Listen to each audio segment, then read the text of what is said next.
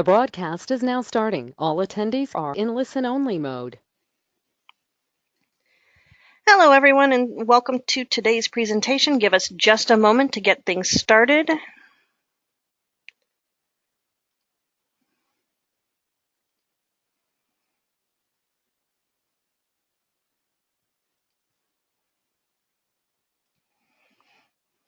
right.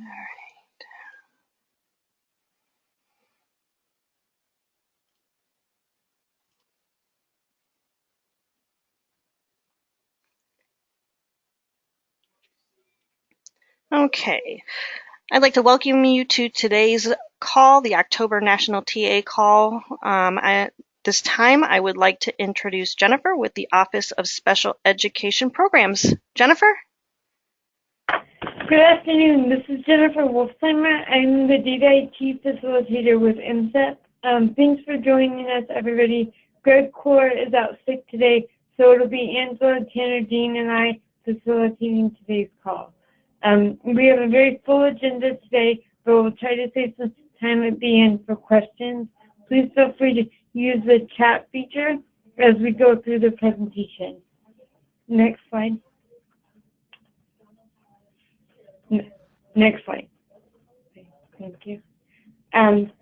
First, we would like to share some announcements regarding where states will find various STP API materials and resources. We will be discussing the current STP API templates later in today's call.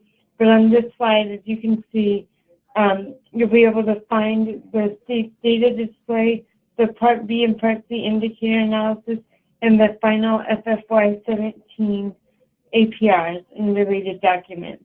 There will be limited information available on the current grads page as we move most of our content to our sites.ed.gov IGA website.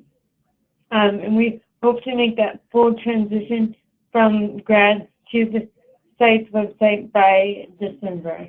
We'll keep you appraised of all developments along the way.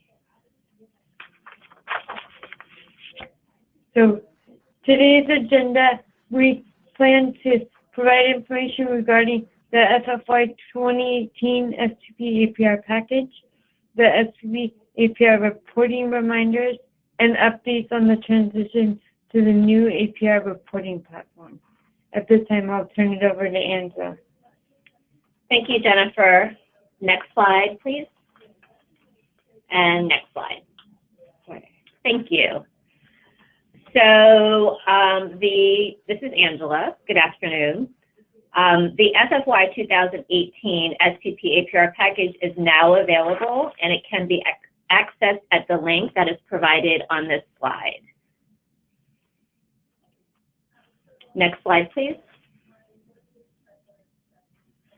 We encourage everyone to review the STP APR package in its entirety, but we would like to bring your attention to a few key changes. The first several slides we'll be reviewing are changes and information that is cross-cutting for Part B and Part C.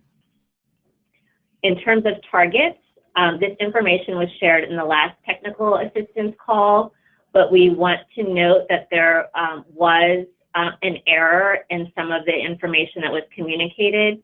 So just to clarify, in this upcoming submission, states will be required to extend their targets to include FFY 2019, not 2019 and 20 as previously communicated, only 2019. So this is applicable for the targets B1 through B16, C1 through C10 will cover the years of the entire SPP, which is FFY 2013 through FFY 2019, and specific to the OSEP indicators B17 and C11, the targets will cover FFY 2014 through FFY 2019. Next slide, please. Additionally, we wanted to highlight, to clarify that when setting the targets, State must describe its stakeholder input process for the new targets that are being set, as well as if there are any revisions to the targets that were previously submitted. Next slide, please.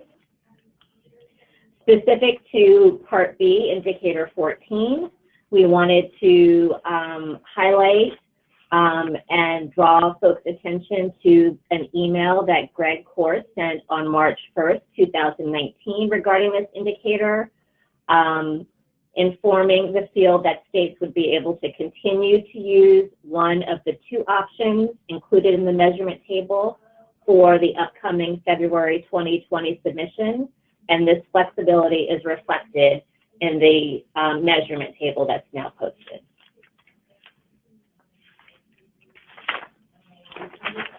Next slide, please. Jennifer, there are no changes, substantive changes to the Part C SPP APR package, so we have nothing to highlight. Jennifer will now share some reminders for the upcoming submission that is due February 3rd, 2020. Next slide, please. So general reminders for both Part B and Part C. Under the introduction section in the template, all states must provide information on the how and where the state reports the public to the public on performance for each LEA or EIS program in the state on the targets in the state SPP APR. This is important because OSEP will begin reviewing states' websites prior to the February 3rd submission and may reach out if we are unable to locate that information. The next bullet says, regarding NA, just as a reminder to make sure that if your state needs assistance for 2 or more consecutive years, please don't forget to include the information regarding the TA that your state accessed and the actions taken as a result of the TA. Next slide, please. So the next bullet regarding the required actions, please check the final FFY 2017 APR for any actions required that are included under the OSEP response or under required action section and address those in your upcoming submission. Next slide, please. For compliance indicators, this requirement has been in place for the last several years, but states sometimes still forget to provide an explanation when the data is less than 100%, but no findings were issued or reported. So if you do not have findings that were issued and reported, please explain why the state did not identify any findings of noncompliance in those applicable indicators. Next slide, please.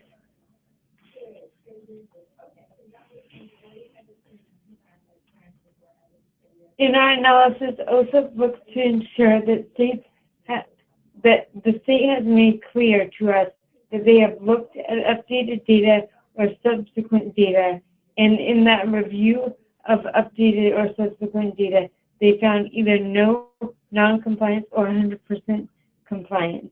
The state must give us the actual method for verifying that regulatory requirements are being implemented. Please don't cut or paste the boilerplate language, but rather describe exactly your process for verifying correction. For demonstrating verification of the individual correction prompt, the state must explicitly report that it corrected each individual case of non-compliance, though late, unless the child is no longer within the jurisdiction of the LEA or EIS provider.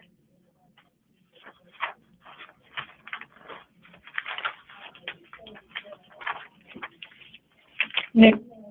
Oh, yeah, next slide. So continuing on in terms of the compliance indicators, while OSEP's guidance allows SEAs to provide an LEA the opportunity to correct noncompliance prior to issuing a finding, the data reported in the APR must reflect the LEA's actual level of compliance prior to the opportunity to correct any noncompliance. It is inconsistent with the SPP APR measurement table to include noncompliance that was corrected after the initial review when you're calculating the state's level of compliance. It's a lot of words, and so I'm going to try to rephrase that. So although states are permitted, as we've always said, to allow LEAs to engage in pre-finding correction, the data that is pulled through monitoring or through the use of a database to pull the data for the purposes of reporting in the APR, that actual data is what should be reported, not the percentage of compliance after correction occurs. So this is something that we have seen more states, something we've become aware of more recently, that states were not reporting the initial data in the APR. So we wanted to clarify what the requirement is. Next slide, please. In terms of representativeness, please reference the instructions under C4, B8, and B14 regarding representativeness. The requirement is to speak to the representativeness of the response data. So it is not appropriate to report that we send a survey to 100% of the leavers, or we send the survey to all parents. That is not the measurement. The measurement is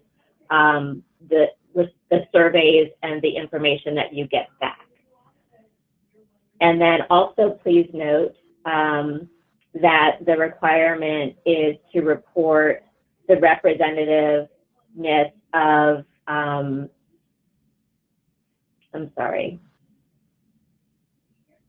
of the population of the students served, not of the students served specifically. Next slide, please.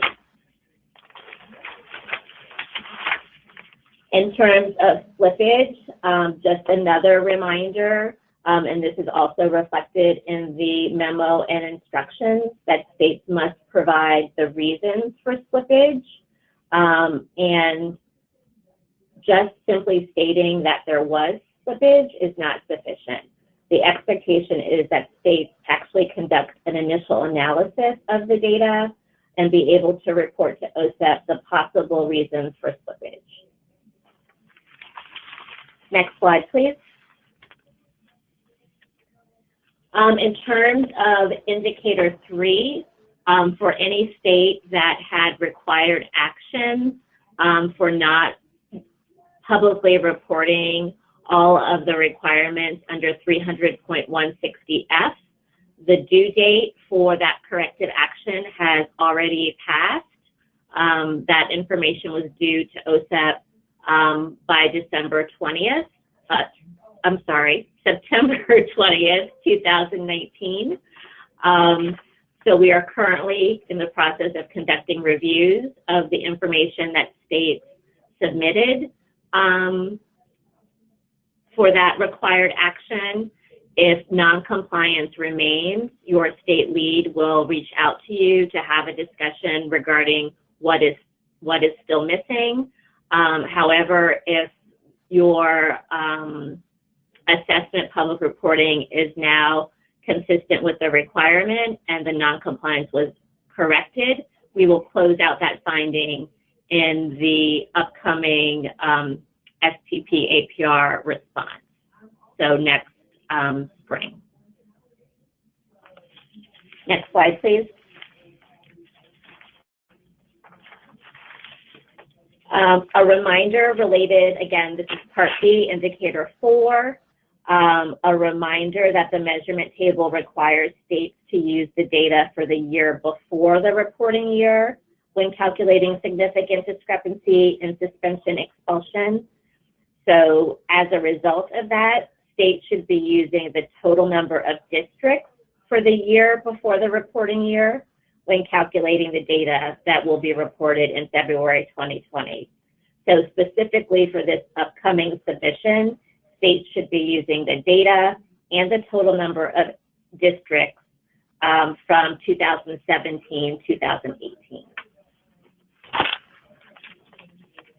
Next slide, please. Additionally, as it relates to indicator B4,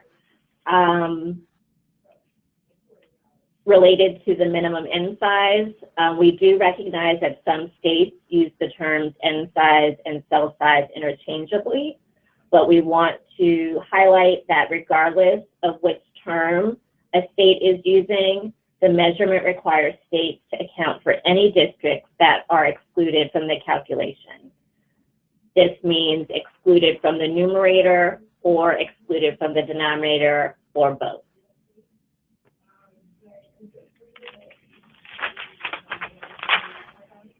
These reminders and these indicators that we've highlighted this afternoon are primarily general reminders for all states, but please be aware that your state leads are available to discuss state-specific issues and answer state-specific questions should they arise. Next slide. So now we'll discuss the reporting platform. Next slide. The Part B and Part C templates are currently available and have been posted on October 1st at the link on the screen, and they also were emailed out as well. Next slide.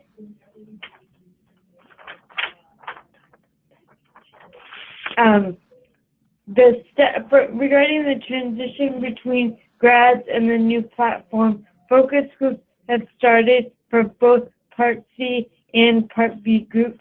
They met last week, and the groups began to review some of the platform's functionality and provide input.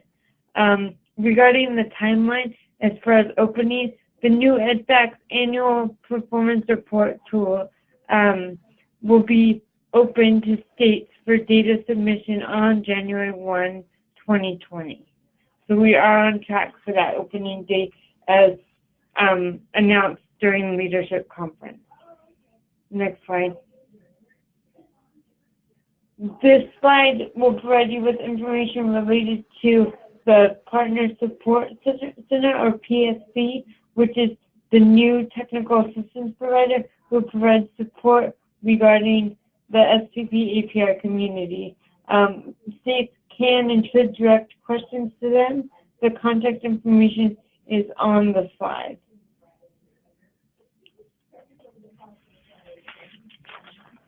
Next slide, please.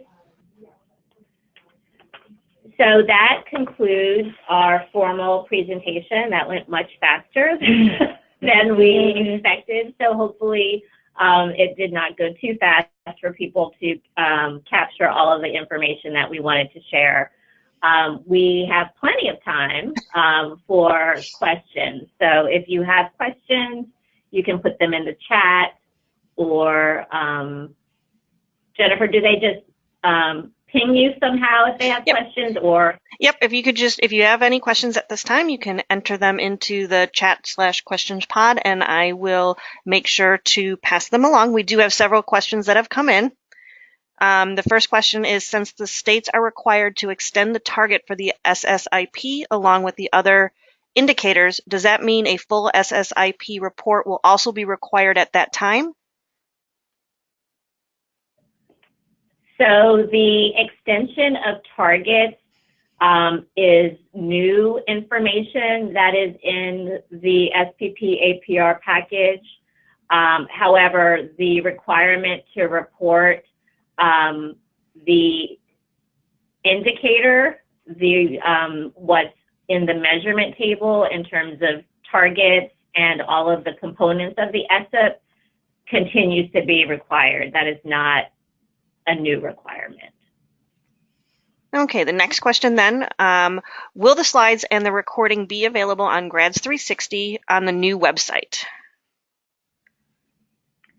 The slides and the recording will be available. I actually do not know if they will be available on Grads. I do not think we're posting much new information on there. I can definitely follow up and get you guys an answer to that. And just so everybody knows that the slides from the presentation are available in the right now during the presentation in the handouts section, so you can download them at this time.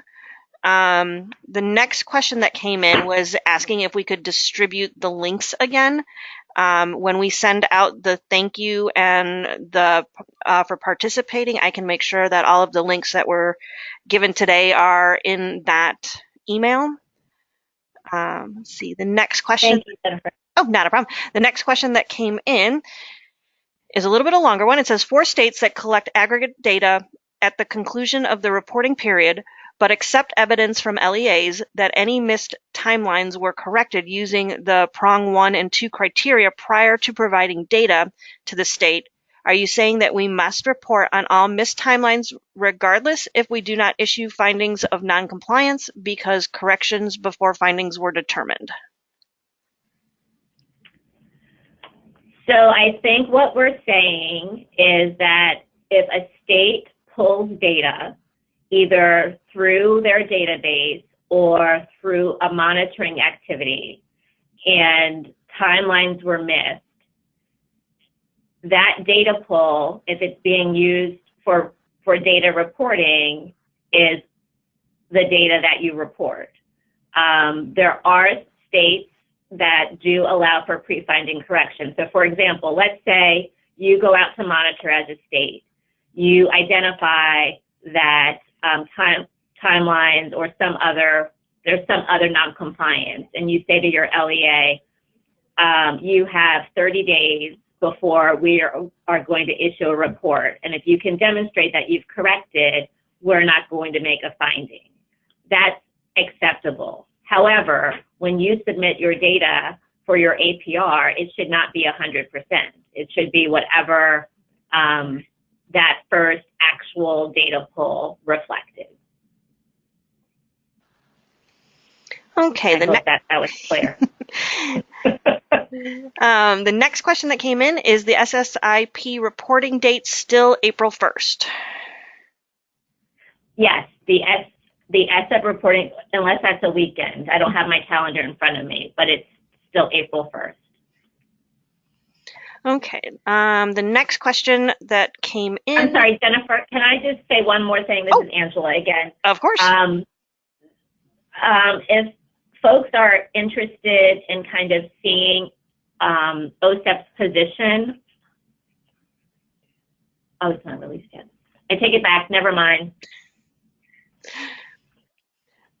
Okay, and the next question, I'm skipping a couple because there's a couple people who had asked to get a copy of the PowerPoint. Like I mentioned, it is available in the handout section. And I believe you just answered this question. It says, can you verify the timeline for the SSIP submission, April or February? And you said April 1st. Yes, that's correct. Yes. Next question is asking if you can post on the GRADS site. Who post on the GRADS site? It says yes. Can we post onto the GRADS site? Was the question? No. The GRADS site is in the process of sunsetting.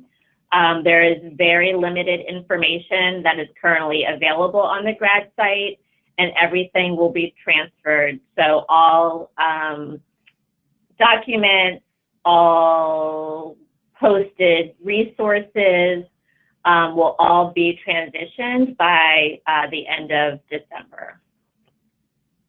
Okay, and then it asked if it says, are we moving to EdFax or eMaps from Grads 360? Yes. Okay. The next question that just came in, so if a state does a pull of information and then requests clarification from LEAs to confirm data accuracy, they should still list what the initial pulled lists regardless of the results of clarification.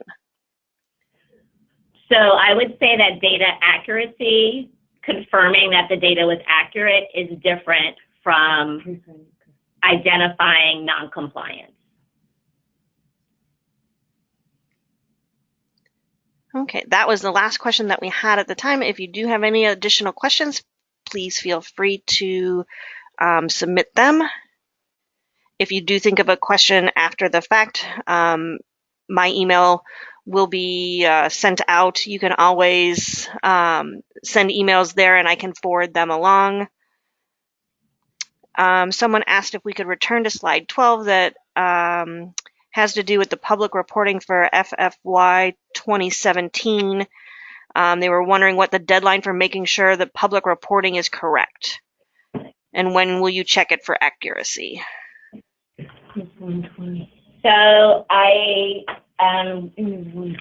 it's 120 days from determination? Yes. From determination.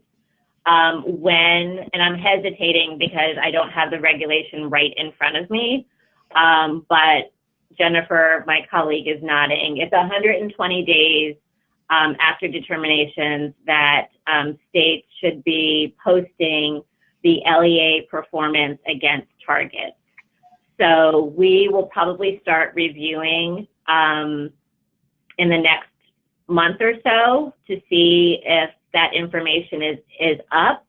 However, you are not required to report the link to us until your February submission. So the review that we do in advance of the submission is just kind of pre-work, so that if we see something or have questions, we have an opportunity to talk to states about it, because after you make that official submission in February, we're silent until clarification. So hopefully that's helpful to clarify. The next question that came in, it says the template has an area where states can check if indicator is not applicable. When would an indicator not be applicable? So this is particular to entities or Part C in particular. For example, for Part C states that adopt Part B due process, the resolution session indicator would be applicable. For Part C states that adopt Part C due process, that indicator would not be applicable. So states know typically what indicators are not applicable to them, and that has not changed. Usually that's something that states just know. Okay, the next question that came in is asking, are you able to answer any questions related to the APR reporting changes? Oops, hold on one second, it just moved. Are you able to answer any questions related to the APR reporting changes in the new system? For example, the SPP APR template only reports FFY data back to 2013. Is there a reason for that change?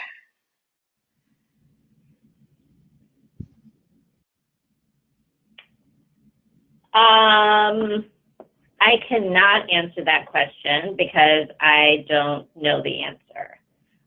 So I can take that down and we will get back to whoever posed the question. Sure. So to clarify, is the question that is the issue that grads went back further and the new platform only goes back to 2013, and why that is? I think so. Yes, okay. the answer is yes. The person just responded, yes, that is the question. Okay. And if you can't answer that at this time, I can make sure that we can follow up with that and let people know. Yeah, I don't have an answer off the top of my head. I'm going to have to check in with the contractor. Okay. Why that is and whether or not that additional data will ever be accessible or available in the new system. Okay. So the next question then that came in is some states had to make corrections to their public reporting from FFY 2017. We had comments to correct the errors. We had a deadline for indicator 3. How about the other corrections we were told to make to public reporting? That's a great question. So the indicator 3 assessment reporting requirement, if it is not met, OSEP indicates that in the OSEP response and puts a specific timeline for required action. That timeline is 90 days. If there was something missing from your LEA public reporting, we would not comment on that again or expect to see anything on that until your next submission, February 3rd, 2020. So it is only the indicator 3, 300.160F assessment public reporting that has the 90-day timeline. Okay, the next question that came in, what kind of stakeholder input are you expecting for the extended targets given the short time frame involved? There is no change in the expectation for engaging stakeholders on the extended targets. I would recommend that if states are challenged with engaging stakeholders, that they would report that and describe that challenge in their narrative. However, OSEP does not dictate the extent to which you have to engage stakeholders. It's a pretty low bar. So I think it's the state's decision. If, you typically do, 10 different things over the course of 8 months, and you choose for the purposes of this submission to do 2 things over the course of 3 months, that's at your discretion. Because there is no requirement to have a certain type or level of engagement, but the requirement to engage stakeholders remains. All right. The next question that came in is, can you explain the purple status box that appears next to the slippage box? The person also said indicator 6 right after that question. It's in the, is it in the template? There's a status box in the template? Yes. No, I can't explain that. We'll take it back. Okay. They said it was next to indicator 6 and indicator 14. So since we can't answer that question at this time, we'll make sure that we get that one followed up on. The next question that came in, will all of the EDFACS pre-populated data be available in the new system when it goes live? All of the data that had been submitted to EDFACS prior to that January 1st date will be pre-populated. There are additional periods post January 1st where the system opens again for revised data, and I would have to defer to the contractor to answer specifically how those updates are going to be pre-populated. But in terms of everything that is submitted prior to January 1st, yes, all of that will be in the system when it opens. Excellent. It looks like that is the last of the questions. We have a lot of thank yous that have come in. If anyone else has any additional questions, if you want to put them in at this time.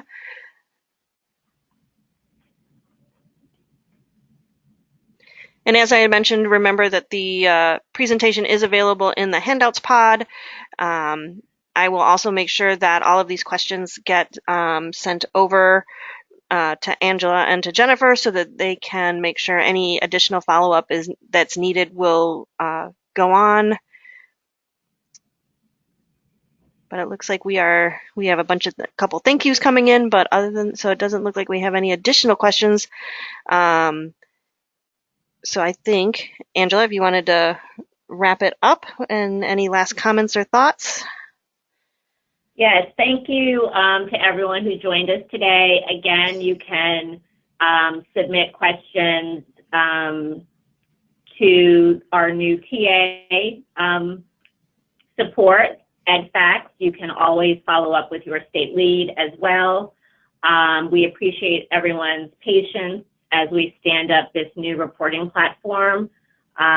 We recognize that it can be challenging changing systems, but we are looking forward to having a system that better meets our needs and your needs. So thank you so much for your patience, and we look forward to checking in with you guys again in November. Excellent. Thank you, everyone. This concludes our presentation for the day. Have a wonderful afternoon.